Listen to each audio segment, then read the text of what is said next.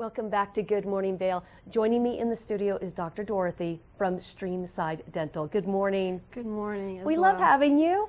Well, So tell us about Streamside Dental. Tell us about your practice. so I grew up here, went to high school here in the 70s, and I came back. My dad was an orthodontist, and he started the practice in 1975. And I came back in 1990, so it's been from family history. My mom was a dentist as well, but from Germany, and she didn't continue to practice once she was in the States. So I've continued the family legacy. I have two children, but they're going to be a veterinarian and a naturopathic doctor, so there won't be a dentist following me, but I love what I do. That's amazing. Three generations of people in the healthcare fields. Yeah, it's kind of exciting. That's very nice. So where is your practice located? I'm actually out in East Vail, close to the Racket Club townhomes. Okay. We have a beautiful view, really relaxing for people who are nervous, or any people who aren't. So we have a good time out there helping people. Coming up April, just a couple weeks away. Exactly. And I understand this is Oral Cancer Awareness Month. Yes, and that's one of the reasons I wanted to come and talk about that today. Is people don't realize how important it is to be checked for oral cancer. You might not realize it when you see the dentist and they're doing your exam and they're looking in your mouth and they might be touching your throat and your muscles and asking you some questions, that they're actually doing an oral cancer screen. Oral cancer is actually almost 10,000 people a year die from oral cancer, and there are 35,000 new cases. What people might not be aware of is that there's certain risk factors that have become much more apparent the past several years, and one of them is the human papillomavirus. That it makes people at higher risk. It's being implicated more often than what people think of as smoking, excessive drinking. Yeah, I was wondering So, you know, what would cause this. One of the things I also saw is that many of these oral cancers are also caused or take the form of squamous cell carcinoma. Right.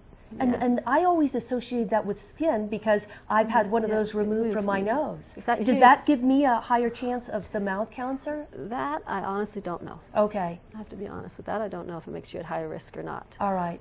Other thing that you get on the outside of your mouth, outside in your face, is like melanoma, and you can get that in your mouth as well.